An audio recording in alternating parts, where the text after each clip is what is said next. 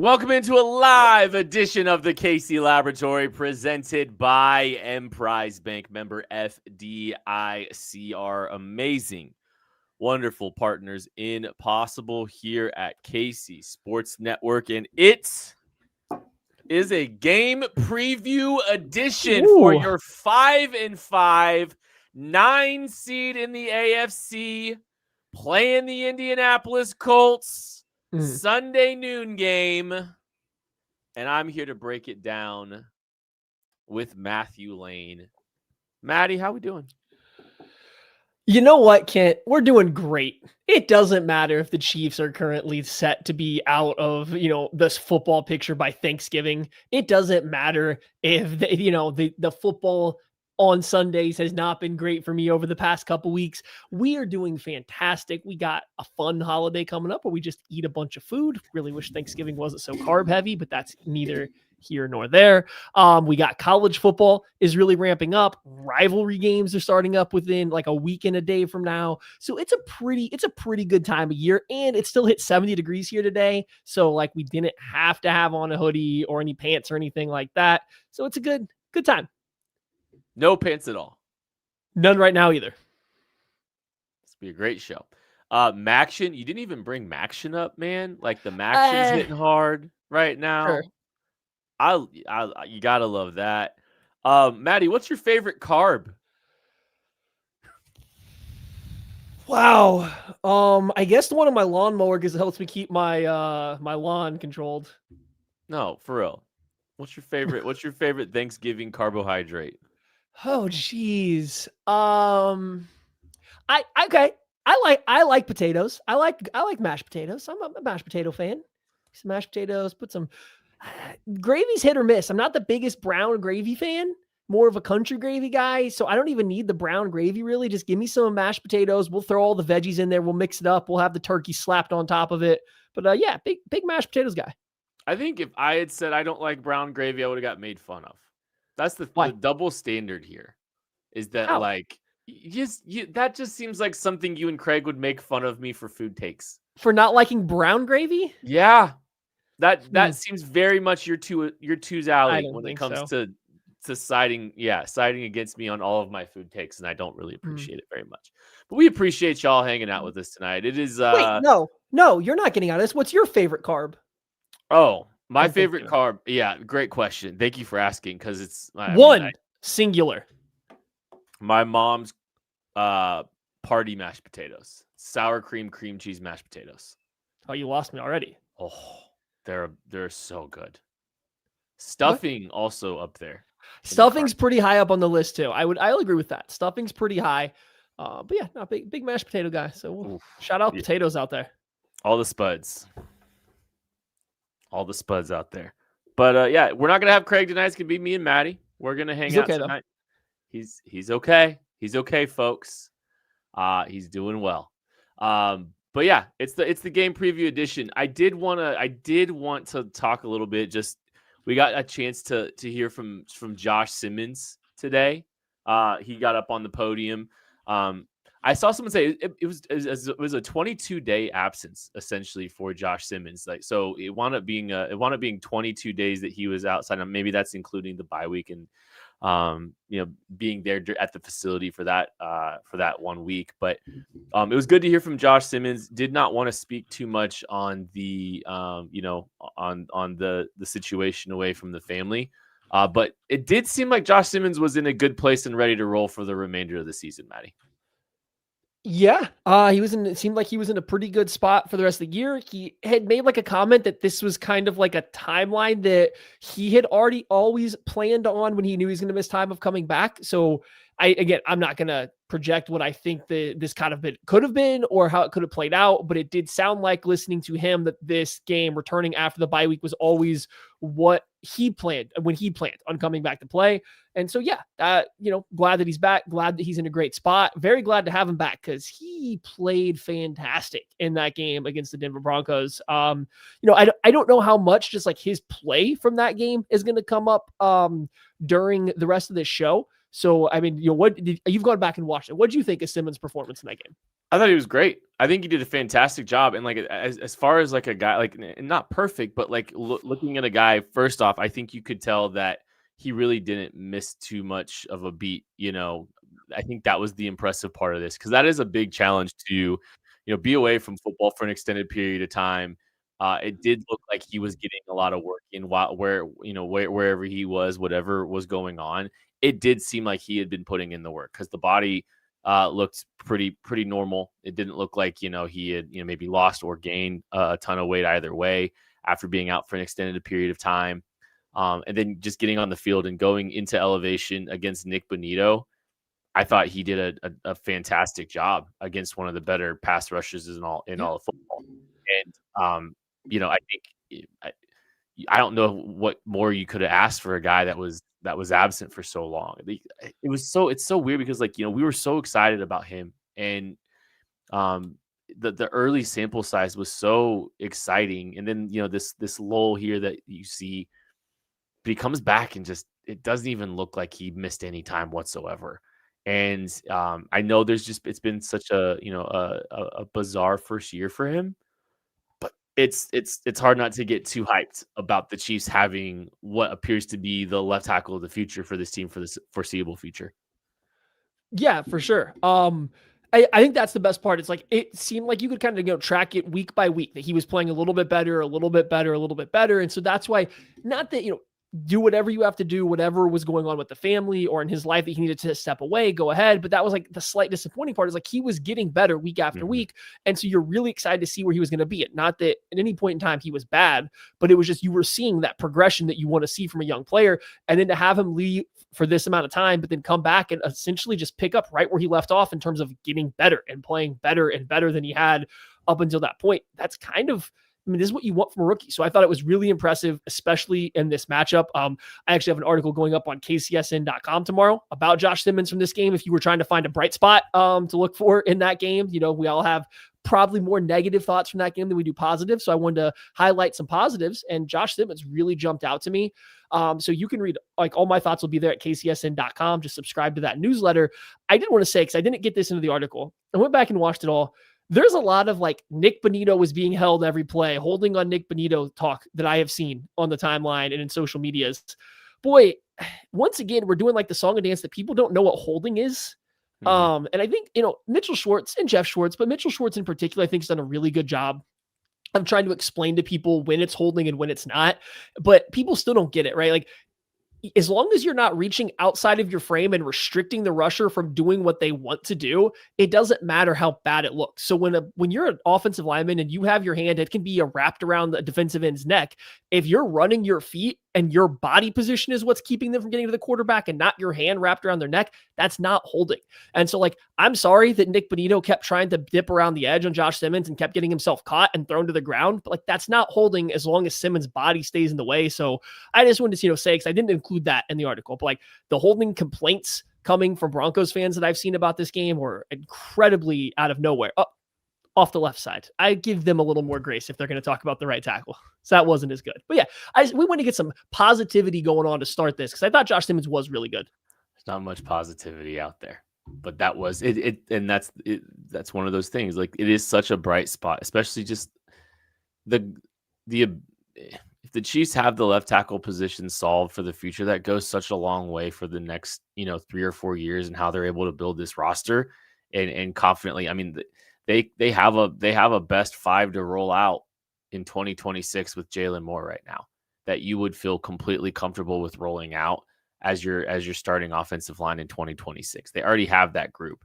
And yeah, like, there's some frustrations with the skill players right now, but I mean, they pretty good and well have their offense that they could roll out there in 2026, just period, outside of, a running back, maybe a little bit of tight end, but like, they have a functioning offense for 2026 back already as well. And getting Josh Simmons in place there goes such a long way in how they're able to kind of make decisions about this roster moving forward. And there's reasons to be excited about what he's done on the field. And I know it's kind of just been a weird process for him, but man, I have so much fun watching him play football, and I can't wait to. It truly is one of the things that's the most exciting most exciting things about what this team's got going on.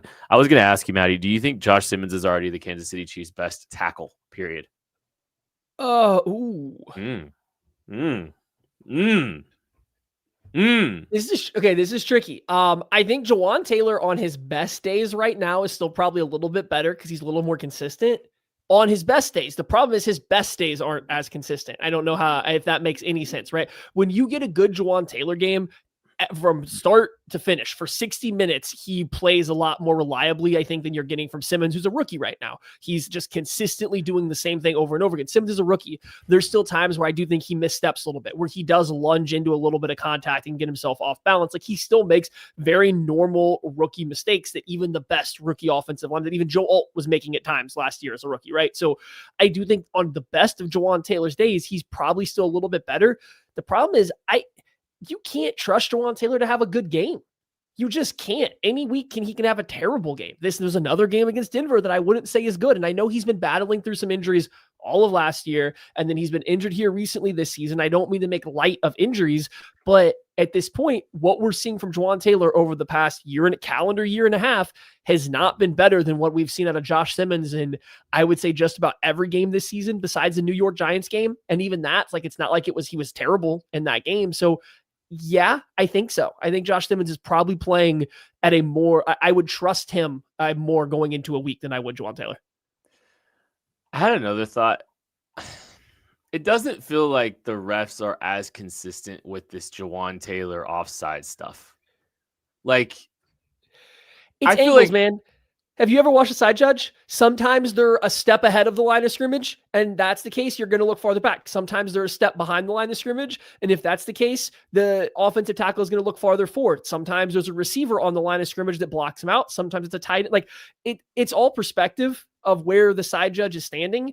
And so, like, the fact that they just randomly call it, this is how my headcanon plays out, right? They see one that's kind of iffy, and they go up and tell the coach or the quarterback or even Taylor himself, like, hey, we thought you were, you maybe were misaligned on that play. Can you please fix it going forward? And maybe another play or two goes by, and then they see him where they think is in the same spot. I'm not saying it is or isn't. They just see another play where he's just like not immediately responding. So boom, they hit it with the flag. And it's just, okay, but was he like, the fact that you didn't flag it the first time or the second time is just like, I don't know, man.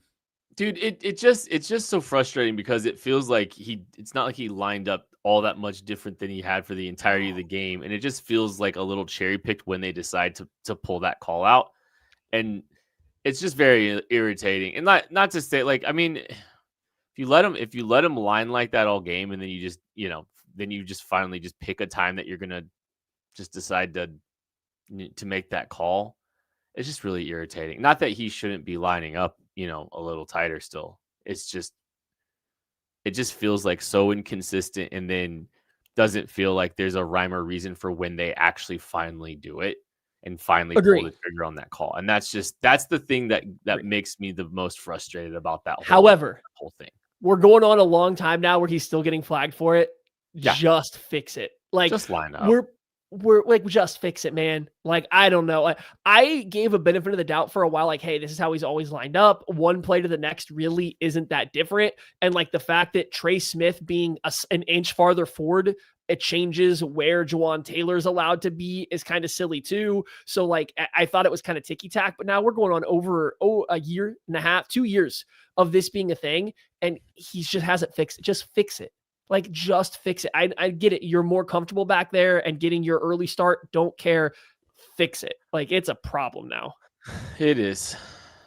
So, more negative. Sorry about that. There's that one was on me. That one was on me. I'm calling out Chiefs fans. You could be on the field at the 50 inside GEHA field for the official coin toss at a Chiefs home game this season. Visit Chiefs.com/GEHA now and enter to win a chance to be on the field for a once-in-a-lifetime view of the pregame coin toss. Plus, you can score other exclusive prizes. Enter for a chance to win at Chiefs.com/GEHA. GEHA is the proud partner of the Kansas City Chiefs. It's been great getting to know the wonderful people over there at GEHA. And make sure you're checking out, take advantage of this, Chiefs.com/GEHA. We're going to take a break, and it's time to preview Chiefs Colts right after this. Heather Luce, broker owner, KC Local Homes, and Emprise Bank has been a great partner for us. They're our partner in Possible. Debbie and I hit it off immediately, and she was one of the first bankers that I would say sat down with me and actually like genuinely cared about my story and where I was coming from and what I was trying to do, not just what kind of loan do you need, how much equity do you have, and she really kind of laid out my options for me and just made the process make sense, and I felt comfortable with it. Start to talk about it and think about it, a building popped up that I wanted, that I could afford, and it was in a great area. And so they really guided me through the SBA. I used the SBA loan to acquire it and really guided me through that process and made it happen. I think that we talk about that a lot, where we wouldn't have a business. We wouldn't have what we have here if we didn't have the clientele that we do. I've always functioned out of a people over profits mentality. The houses sell themselves, right? Like, I'm here to help people and facilitate the transaction for them. Chiefs Kingdom, what is your favorite touchdown? By now, you guys already know that my favorite touchdown is the next one, because with DraftKings Sportsbook, an official sports betting partner of the NFL, every touchdown could bring you closer to cashing in. From first touchdown score to anytime touchdown props or the thrill of live in-game betting, every snap is loaded with opportunity. You want spreads? They got it. Over-unders? DraftKings got you covered. Same-game parlays, regular parlays? DraftKings has it, and you need it. And here's the best part. New customers bet just $5, and if your bet wins, you'll get $300 in bonus bets instantly. Your team hitting pay dirt pays out to you. Download the DraftKings Sportsbook app now and use code KCSN. That's code KCSN for new customers to turn $5 into $300 in bonus bets if your bet wins. In partnership with DraftKings, the crown is yours. Gambling problem? Call 1-800-GAMBLER. In New York, call 877-8-HOPE-NY or text HOPE-NY 467-369. In Connecticut, help is available for problem gambling. Call 888-789-7777 or visit ccpg.org. Please play responsibly. On behalf of Boot Hill Casino and Resort in Kansas, pass-through per wager tax may apply in Illinois. 21 plus age and eligibility varies by jurisdiction. Void in Ontario. Bet must win to receive bonus bets, which expire in 7 days. Minimum odds required. For additional terms and responsible gaming resources, see dkng.co/audio. Limited time offer. Chiefs, Colts, Arrowhead Stadium, noon, Sunday. Ooh. Big, massive game for the Chiefs. Whoa. Before we get previewing this thing, if they lose this game, is the season over? Is this a season-ending game if they lose to the Colts? Yeah, it is. And I know mathematically they can still afford to lose one more game. Probably not. Okay, mathematically they got to have help, but if you lose one more game, you can still create some pretty clear paths for how they make the playoffs. But man, I don't know how this team sits there, takes 3 losses on the chin. They fall to 1-6 versus teams with winning records and think, no, we still got this. Maybe they can, but if they lose this one, I just feel like you're going to see a team that is going to be much more deflated than they kind of already seem like they are in some stretches. And I don't think they will have the juice left to run the table at that point. I think if you are going to give them one more loss, it needs to come after they stack up a couple wins that kind of matter. And this is the one, right? So this is going to be one of my things to watch, but I actually changed it. I just want to see them care, man. I want to see them come out with some fire and care. And I know obviously they want to win the games, but the last few weeks that we've watched the Chiefs, even when it hasn't gone well, there hasn't been, they don't look like the more fired up team. It looks like every team is bringing the fight to them and they're just trying to withstand it. And hey, they made multiple Super Bowl runs doing kind of just that. But I want to see some fire from this team to start the game. They need to come out not with the goal of we'll figure out what they're doing by the third quarter and win a 1-score game. They need to come out trying to put their foot on the Colts' throat early. And if they don't have that kind of energy on both sides of the ball, I don't know, what else can you do to wake this team up besides that? It feels like for the first time in the Mahomes era that the Super Bowl hangover is real. and it's on the losing side of it. It feels like, a team that has lacked energy. Some of the statements about, like we'll get this right. We'll get this right. Like, last week was the week to get it right. And that's the thing that's at least in the back of my head, is like, you had every reason to have that energy, to be fired up for this game, and they just didn't. They didn't get there at any point. They didn't have the fight. They didn't have the energy to sustain. They weren't the aggressor in that game, and it's alarming to me, especially just some of the comments afterwards from Andy, like, like, not dismissive of the idea, but just more just like, this is what we do, almost like, of course. We're gonna go out there and we're gonna do what we always do. Well, you didn't last week, and you're 5 and 5. I hate that Andy always gets up there this year in particular and says it's just a bunch of small things, or a few small things that we have to fix. Like, there's definitely little mistakes they're making, but like, I wouldn't say that, again, going 1-5 against the good teams that you've played, it's just small mistakes every single time that are costing it to you. Like, at some point, you're just getting outplayed when you play better teams right now. And that's fine to say you can fix it. But like, there needs to be with Andy and with all these other guys like Mahomes, Spagnuolo, like all these Chris Jones, there needs to be a little bit more fire. And obviously, you don't need to freak out on the thing. I'm not saying that nobody doesn't care or anybody doesn't care. People show their emotions in different ways. People try harder in different ways. Like, I don't need to see some kind of super fired up speech or anything like that. Hamilton was telling us before we recorded on the lab on Monday that like that he saw the pregame speech from Mahomes, and he watched it and was like, just the reaction that people had around the speech was just kind of like, let's go. Like, okay, we're doing this again. Let's go. And it very much feels like this team kind of goes out there a lot of weeks and is like clocking into work. They're clocking into their 9 to 5, and that just can't be their mentality anymore. And I do, unfortunately, I agree with you. Andy does kind of give off that energy in pressers, which is not practice, which is not games, but in these pressers, he really does kind of give off that kind of energy. Yeah, I think it's a bonus thing to watch since Craig's not here. Is really what that was. I just think this is a season defining game, and last week was a season defining game. Really, I mean, it defined their season last week, but more in the context of whether or not they're going to be able to continue this run of AFC West championships, and that dream's dead. And now it's kind of pivoted to, are they going to make the playoffs? Are they picking in the teens? There's a chance, not in the teens. It's still, but this is another massive definition to the Kansas City Chiefs 2025 season here, coming up on Sunday at home against the Indianapolis Colts, who are pretty healthy right now, coming off a bye, and are playing pretty good football. Let's preview the offensive side of the ball. One question for each of us here. Maddie, you go first. Your question. Okay. I went a different route with this, so this is gonna be fun. My first question is, all right, let's just fix the offense right now. And this has nothing to do with the Colts. Anything I say has absolutely nothing to do with the Colts. It actually worked out. I wish Craig was here, but it kind of works out that he's not, because this is going to be a long segment real quick, because we're fixing the Chiefs offense right here and now. Okay.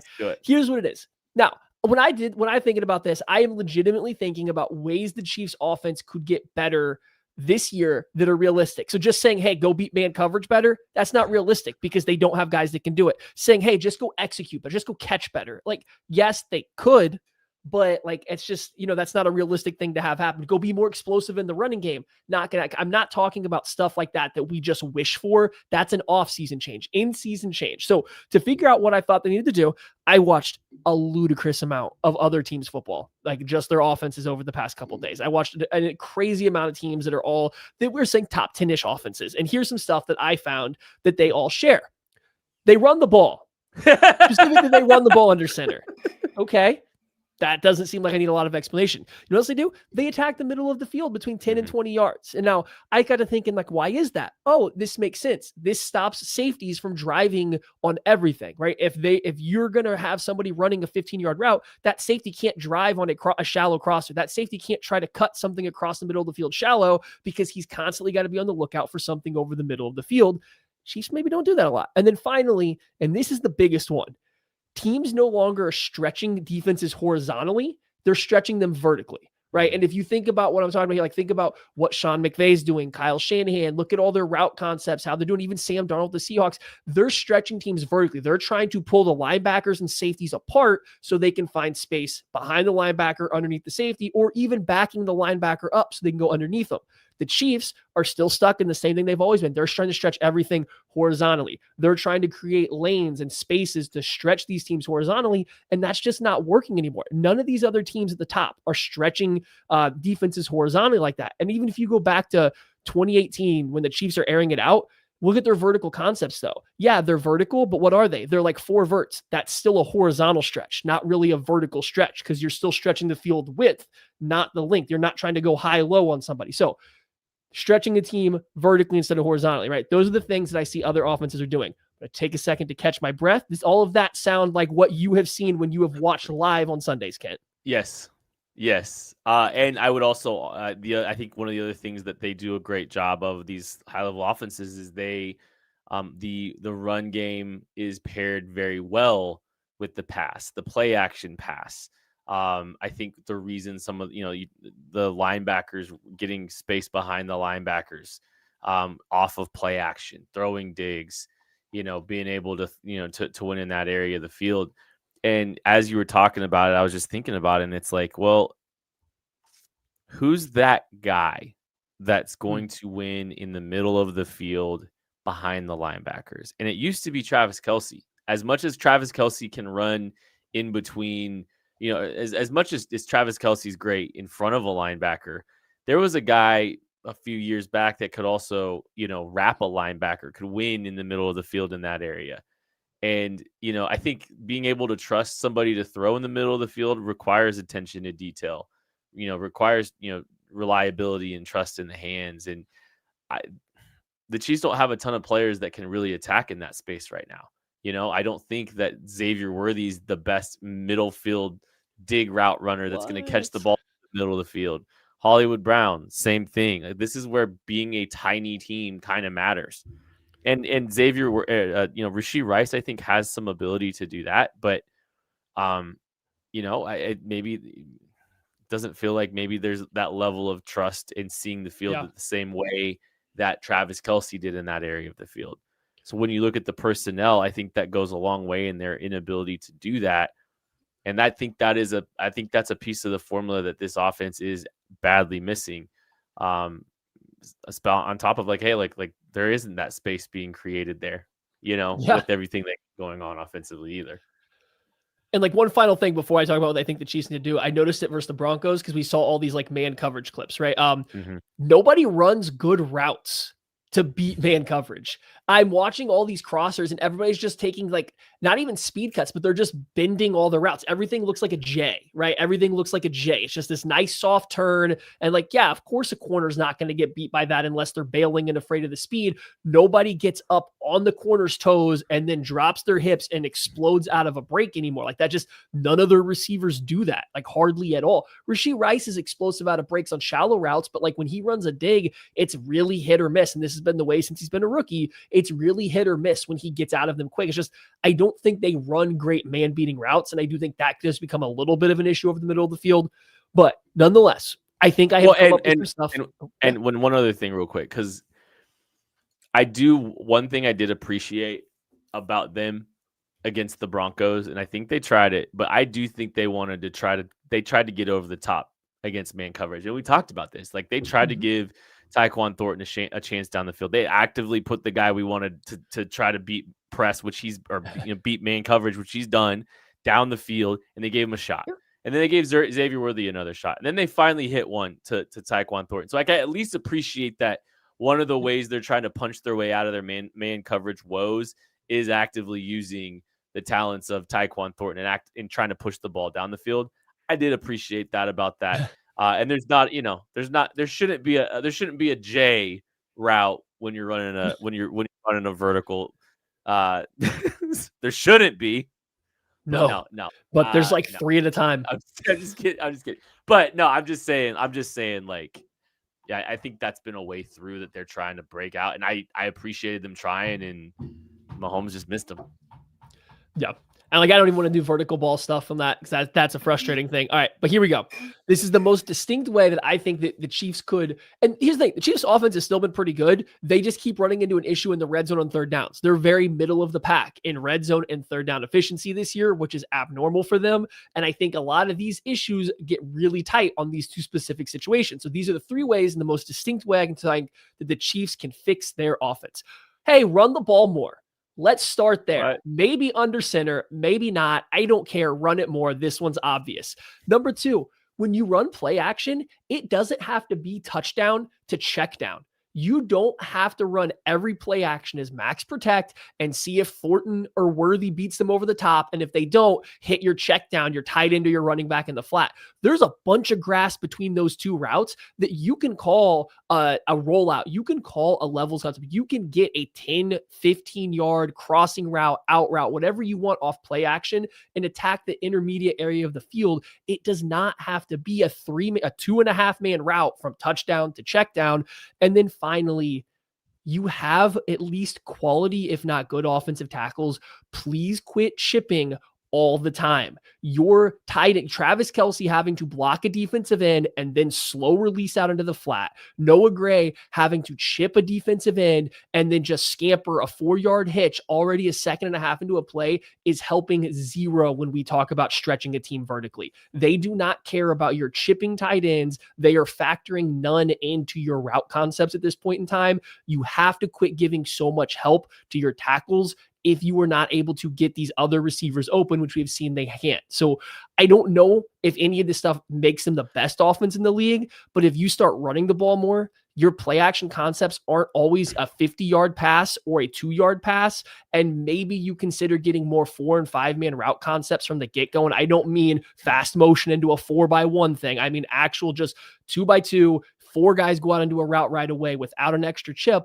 I think that would go a long way in fixing some of the problems we have with this offense and them not being able to create space for some of their playmakers on the field.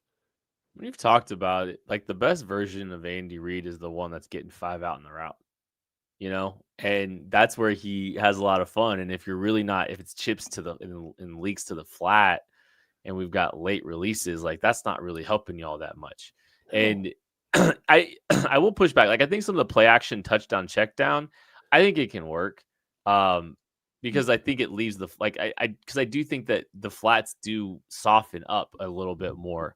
And we've seen a lot of the touchdown check down work when it comes to throwing the check down. But I just don't think they've gotten him out there well enough. I don't think even out of the action, like you said, like, get the back out there. Get the back out there into the flats. And it can't be Travis Kelce with his feet stopped either. Like that. It can't be Noah Gray. Or Noah Gray at all.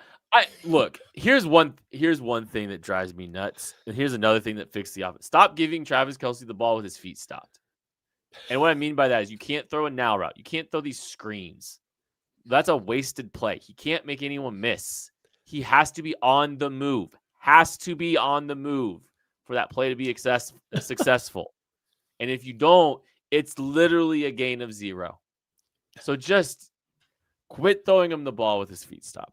I want to be clear to your play action touchdown to check down. I'm fine with those being in there. I don't mean get rid of them. Not every play action pass has to be that. They average a decent amount of play action. I think they're pretty league average-ish of play action, but their like average depth of target is like 2 yards. It's incredibly low because teams take away the deep shot and then they have literally nothing else on the field except for the check down. You can run play action concepts that are not 50 yards downfield though. Like you can run other stuff. So you have to mix it up. And going back to watch these other teams, the Seahawks are throwing play action and then they're just hitting a 15-yard dig or a 15-yard corner route out of it. Why are we not attempting to do some stuff that is attacking the intermediate area when safeties are saying, nope, we're not going to get back. Linebackers maybe take a step forward against the Chiefs. They just stand still, but that's fine.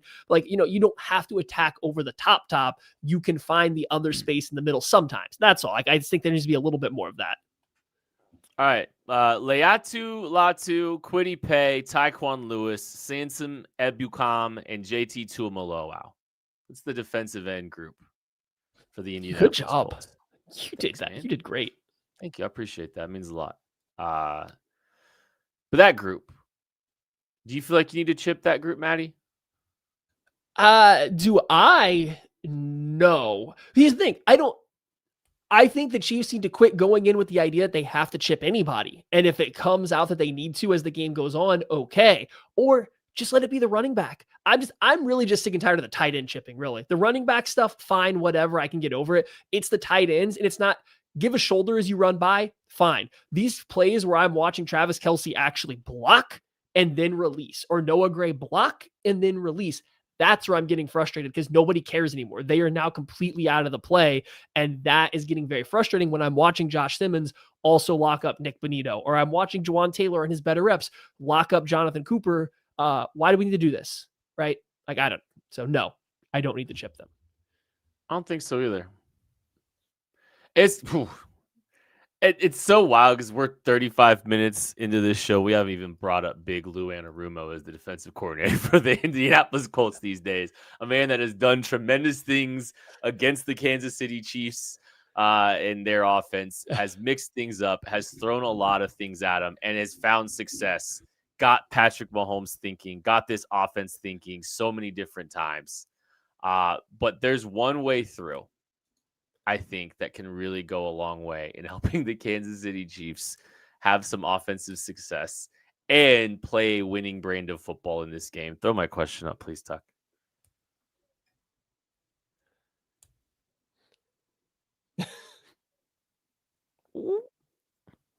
I don't know why I'm even asking this. We already know the answer. Will the Chiefs run the ball more this week? And you know what? I'll say this. I don't even mean run calls in this one. I think true run plays, not just the RPOs, true run plays. Maybe even a little bit more downhill under center runs.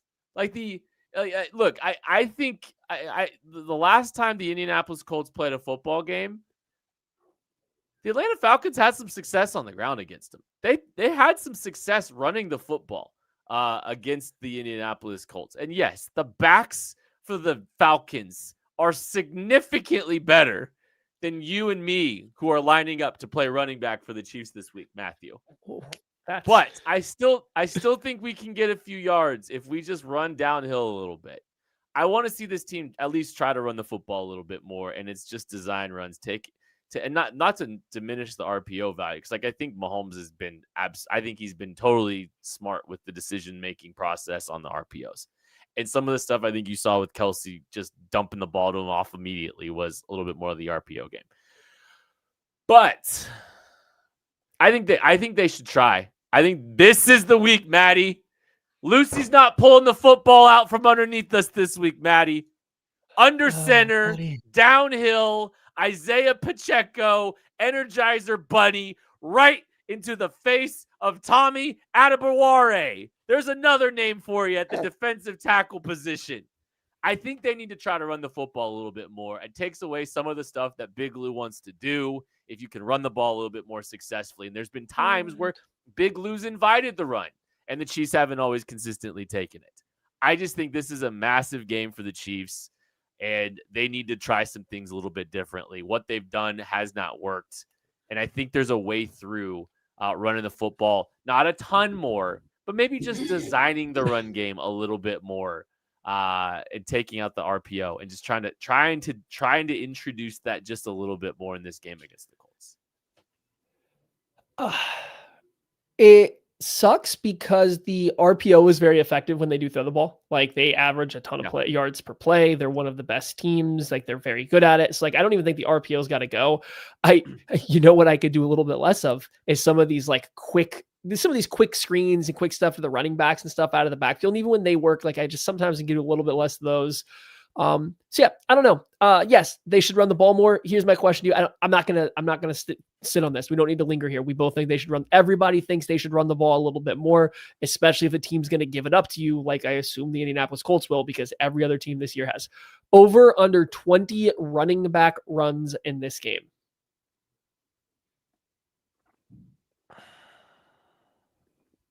Over. Okay, that'd be pretty significant. It's a great line. I don't think the They ratio did that versus Washington. They did that versus the Raiders, which barely counts. It doesn't. I think one game. They actually fell short versus Detroit because Mahomes scrambled a ton in that game. They did not versus Jacksonville. They did versus Baltimore. Did versus the Giants. Not versus Philly. Not versus LA. Oh, a lot of wins in there. I know. Don't get me started on this correlation. I know. I just think it's funny. Yeah, that's a good line though. I think they run. I think it's a good line. I think they run the ball a little bit more, and I do think there's a little bit more I think there's a little bit more under center there. I have a hard time believing they can continue to watch the results of what they've done and just keep trying to slam their head in against the wall, especially against Big Lou. I think he'll invite the run a little bit more. So, yeah, I think that's my thoughts. What do you think? Any other thoughts on the run game? Have we slammed them all together? Do it more. I don't have any other thoughts on the run game. I can't even tell you what the Chiefs run game does excellent versus what opposing defenses let them have, because I've seen some of these plays where there's just the parting of the Red Sea, and they're just 5 yards. I do think it does suck that your run's kind of capped at 5 to 8 yards, even in a perfect world. I do know Kareem Hunt, I think, had an 8 or an 11-yard run that was kind of nice this last week. But it sucks knowing that your run game is capped at 5 to 8 yards, even when everything aligns perfectly. That is probably not a great feeling if you just call it an RPO and you're picking up 9 yards per throw. Why would I take the 5-yard run if it's perfect versus an 8-yard, the average of a 9-yard pass? But yeah, please run the ball more. I think you really need to at this point in time. Try something different, man. Mix something up here. Offensive players to watch. Who you got, Matthew? Oh boy. You know what? I wasn't prepared for this, oddly enough. Give me Tyquan Thornton. I'm going back to a well that I like to go to here. I think Tyquan Thornton is still the second best wide receiver on this team, the way he's playing, especially downfield. I think the Colts are gonna have Charvarius Ward and Sauce Gardner try to play a lot of man coverage like the Broncos did. When you do that, that is going to at times leave a lot of one-on-one stuff on the outside. And we have seen Thornton be able to beat press coverage. We have seen Thornton be able to get behind guys. I think that there is a chance where he is able to catch another vertical route. But more than that, can we use him on anything else? Is there any other way to get him on the field that so that way it's not a direct tell? Can he not run a crossing route that Hollywood Brown runs? Can he not run just a comeback? Can we use him in other ways? So give me Tyquan Thornton in this game. How about the red zone again? How about the red zone? Chiefs don't know what that is. Sorry, Rashee Rice came back, so they just got to do the Rashee Rice running back package in the red zone. When you were at a quick sidebar, when you were watching the Rams offense, did you just see the diabolical stuff that they're doing with Davante Adams in the red zone? Yeah. No one has an answer. Nobody has an answer. Nobody has his entire career. To be fair, his entire career has been this. It's just McVay and Stafford and Davante Adams at the 2-yard line is unstoppable. He does nothing between the 20s. And then he just goes out. He'll catch one dig, and then he'll just go into the red zone and just dominate. But he has won so much outside with outside releases. This last week just crossed a dude over and was wide open on a slant route from a condensed split.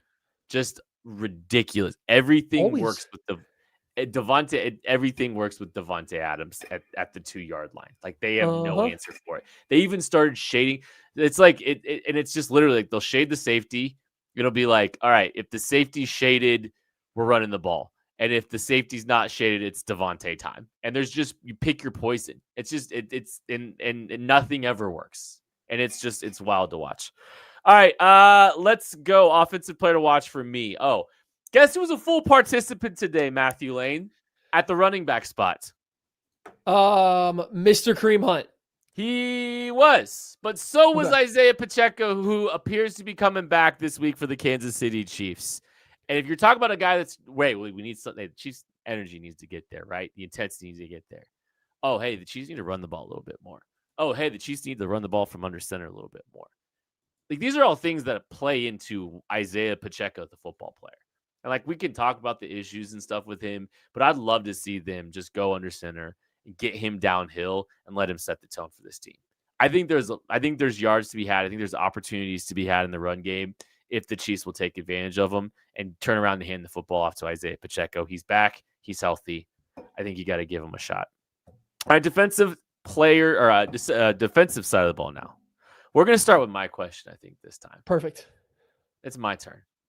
I want to start with that. I want to start on my side.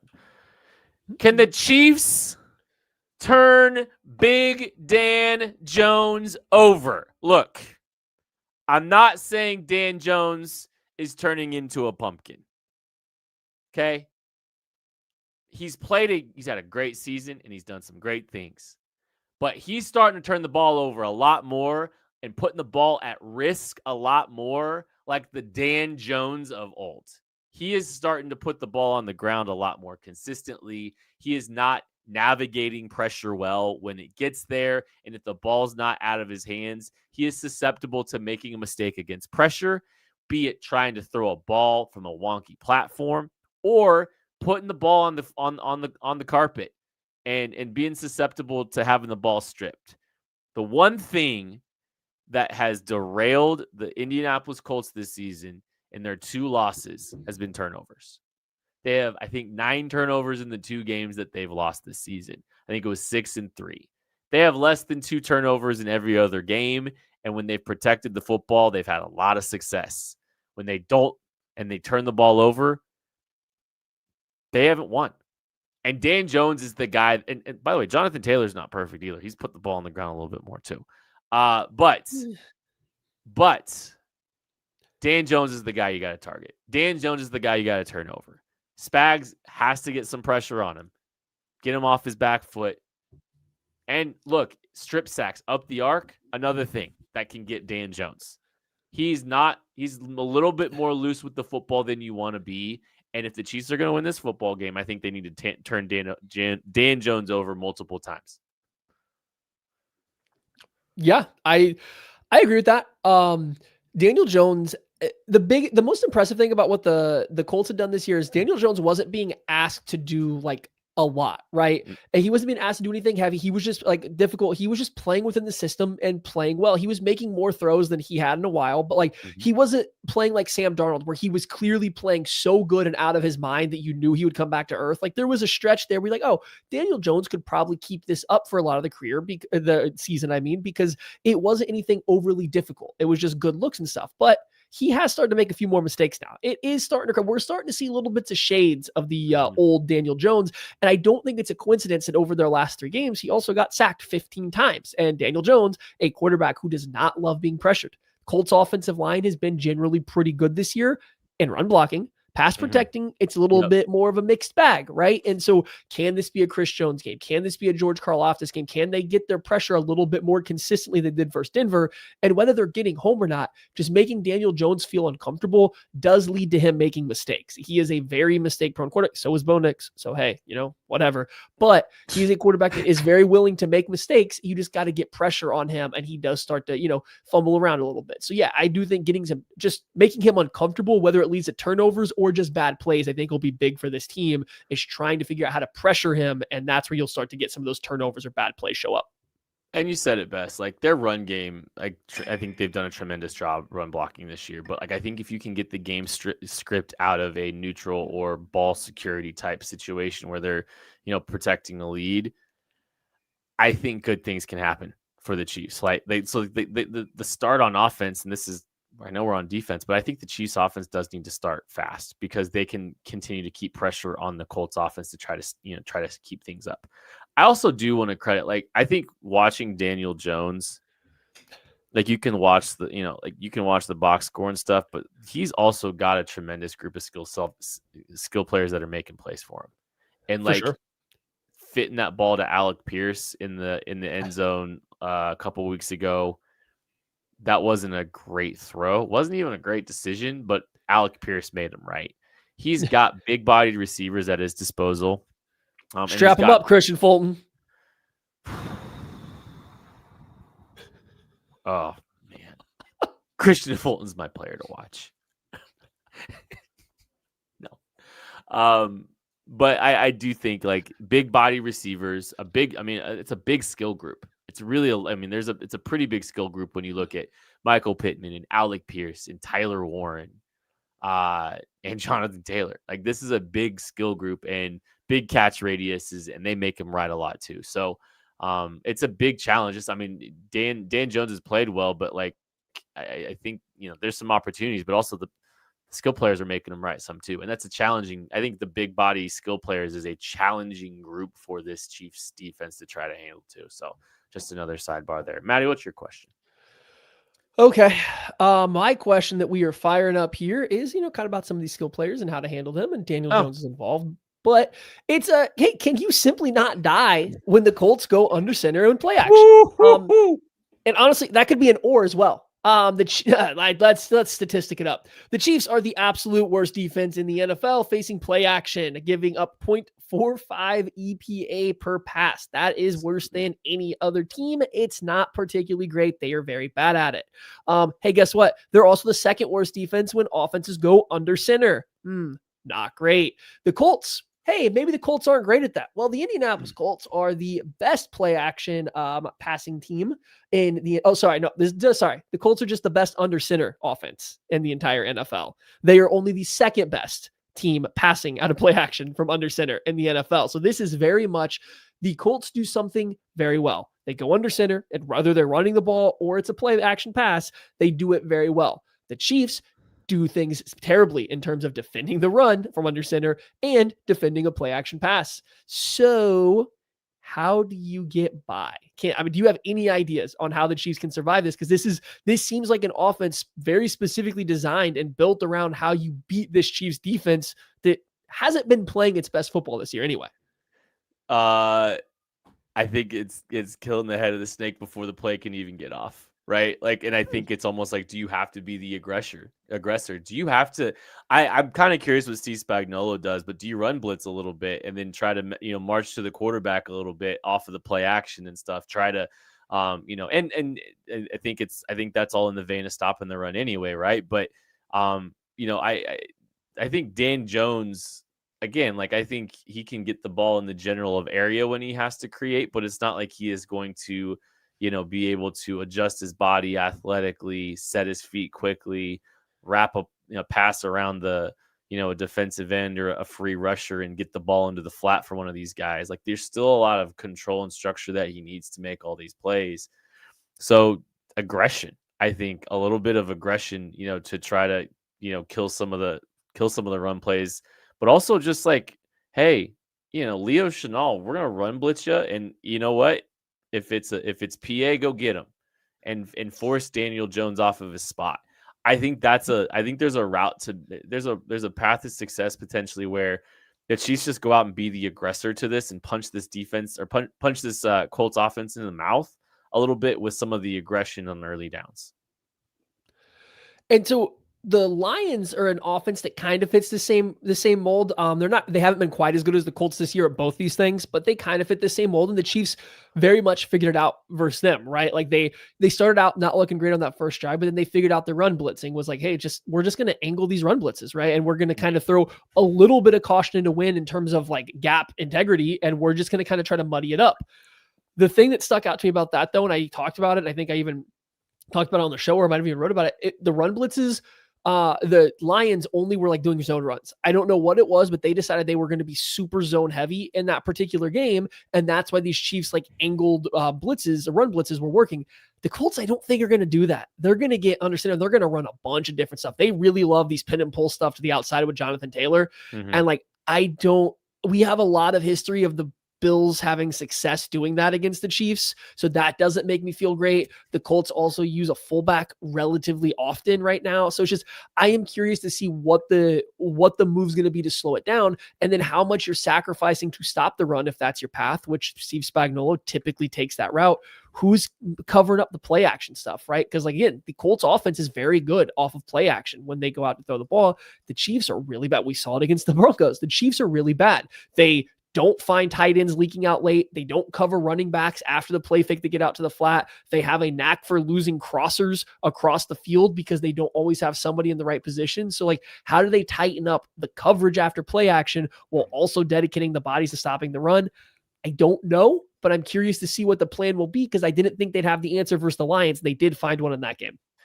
I think a lot of the answer is also situational football and being good on first down. Like I do feel like this is an early down. Yeah. This game's going to be won on first down primarily. Like if you can create neutral plays, if you can create negative plays on early downs, I think that goes a long way in killing, what the Colts ultimately want to do, right? And so that's why I'd like to see them be a little bit hyper aggressive on first down to try to see if they can generate some of those negative plays early on in possessions, because then you're getting into more traditional drop back. You're putting more on Dan Jones and less, on that run game and that tremendous group of skill players. I think that goes a long way in what they're able to do. So, and we talk about like pass rush still got to get home out of play action too. Like part of that, was just like the Chiefs did a terrible job when the Colts got out of play action of even affecting the quarterback. The play just died so quickly, or the rush just died so quickly when they were going under center and going play action. So, anything else, Maddie? The Colts have attempted the fourth least amount of non-play action passes this year. Sweet.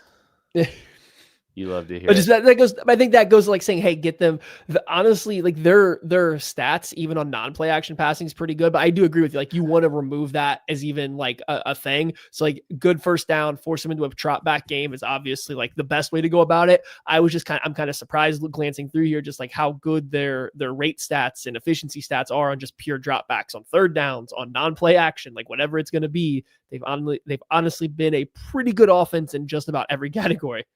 And I think another thing, I think some teams have tried to really take the middle of the field away and trust that challenge Daniel Jones to beat him outside the numbers a little bit too. Problem is Alec Pierce has really ascended, and like they've hit him on a bunch of comebacks recently. Like that's another thing that Dan Jones has done a really good job is teams are like really focusing on trying to take the middle of the field away and trying to funnel or push some things outside the numbers.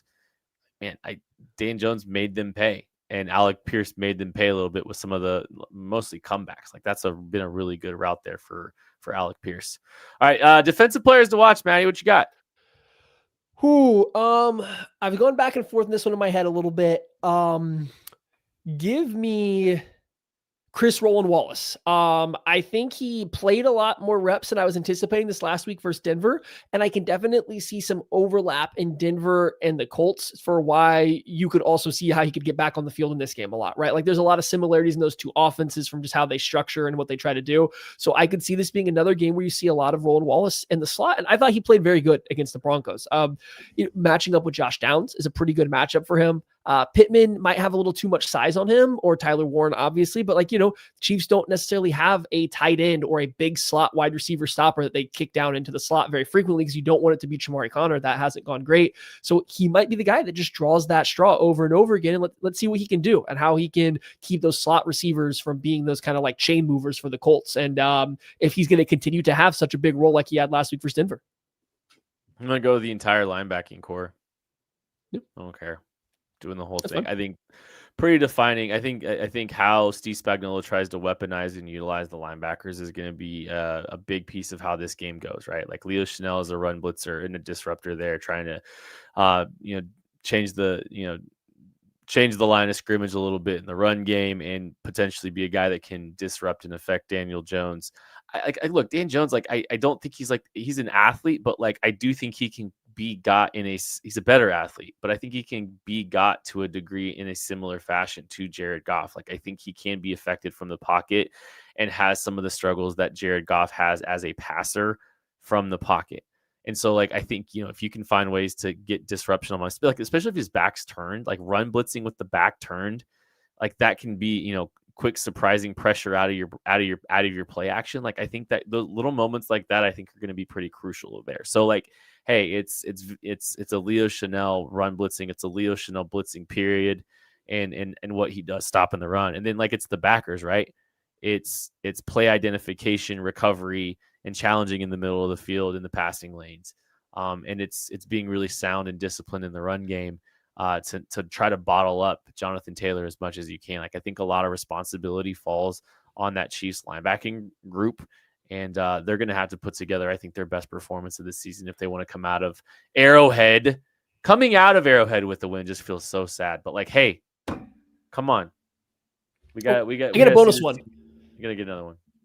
I got a bonus one. This is from Craig. Dave Tobe, grow up and do your job. I'm tired of watching every team start 10 yards further upfield than the Chiefs start after every kickoff. I'm tired of seeing all of these dumb kicking woes from Bucker. If you can't control them, that's fine. Get him off your team. You have enough power in your little short shorts out there, Tobe. Do something. Get this special teams unit playing not at the bottom of the league. It's not even that they're bad, like play after play. It's they just make so many mistakes, missing field goals, missing extra points, kicking not in the dumb landing zone anyway. Like, I don't like the kickoff rules as is, but get it into the landing zone, bud. Like, come on, Tobe. Just grow up. Did Craig give you a game prediction? No, I just made that up for Craig. Oh. It felt like something he would do, though. Okay. I felt like grow up was probably like a dead giveaway that it was me. I was a little surprised. I was like, wow, Craig. I just trust you too much, Maddie, I guess. That's okay. It's whatever. Wow, that's a problem. Yeah, it really is. Game prediction time. Matthew, what you got? I don't even know. I can't do a bit because they lost and I did a bit. I can't pick the game how I think it's going to go because they lose when I pick the game how it's going to go.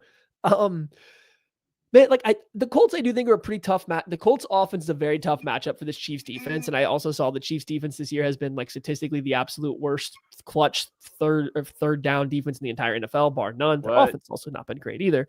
So I think it's a really bad matchup for the Chiefs defense. I really think that energy we were talking about earlier, just showing up with it, the defense needs to have it. You can mask some of that poor matchup if you're just running a little bit faster, hitting a little bit harder, carrying a little bit more. You can mask some of like that matchup problem against the offense, and they're going to need that. If we get that energy, I have faith that Spags can dial up enough stuff to make Daniel Jones feel uncomfortable. They can keep Jonathan Taylor to only one huge breakaway run and not 5, and like they can slow this offense down enough to give the Chiefs offense a chance. And now that is where I'm going back and forth right now. I really do think this is kind of like their last stand to make something of the season is in this game. I think they all know that. The problem is I just don't know right now if I trust what they've been doing structurally on offense that it's going to work. I just don't think how they have been playing offense from week 1 till week 11 is what's going to work when they get in the red zone on all these third downs. I think they have enough talent to make it work. I just don't know if it's going to. I think I'm going to give them the benefit of the doubt one last time here and say Patrick Mahomes figures it out. Rashee Rice has a better game without the 2 drops. Travis Kelce's been playing better this year. Andy gets a very good Andy game where he's on his P's and Q's and maybe leans into the run game a little bit more. So I'm going to take the Chiefs in this one. 31-27. They take the win, but it's a nail biter. We started this show out asking the question, like, is this game a season ender for the Chiefs if they don't win? And I said yes. I think it is. I think it about is. And like you've seen this team stuck in neutral so many weeks, and like you keep, hey, we'll get out of this. It feels like this is enough. Locker room, we'll get out of this. And they've run out of chances. They've run out of opportunities. And last week was, you would have thought coming out of the bye, the Bills game last week would have been a wake-up call, and it wasn't. And they weren't good enough. And so, like, I've been going back and forth. I've been going real back and forth on whether or not I think the Chiefs are going to win this football game. And I think I kind of just settled on, like, I think you're right. I think this team has earned the belief one more time, even though they haven't stepped up to the plate the last couple of weeks and taking care of business, or even been, I'm not going to say truly competitive, but they haven't been good enough. And it's been very clear that they haven't been good enough 2 straight weeks. But I do think this is a pretty season defining moment for the Kansas City Chiefs. And if they're going to have any chance of making the playoffs, they have to win this one. And yes, I know that there should have been urgency, because basically here's the thing. 2 key mile markers or two key opportunities in the season have went away the last 2 times that this team has played. The first game against the Buffalo Bills, it was the fate of the 1 seed is kind of at hand, for the Kansas City Chiefs. And that was true. And they lost. They had a bye week, and we said, you know what? The fate of the AFC, West is kind of at hand here for the Chiefs in this game against the Broncos. And then they failed that one. But man, I can't see them going, 0 for 3, striking out 3 straight weeks and really derailing their season any farther. I think it stops here. I think they changed some things up. They mixed some things up. I think they put a A+ call sheet on the on the laminate this week, and I think they take care of business. 23-20, close game, tight game. Expensive. Chiefs win their first game out of the first 1-score game of the season. Let's go. This is what I think happens. Hope I'm right. That's going to do it for this episode of the KC Laboratory. Thank you all so much for listening, watching, supporting. Make sure you're checking everything else we got on KC Sports Network this week. All kinds of great stuff. We love you. We appreciate you. We'll catch you later. Get your shit together, Tobe.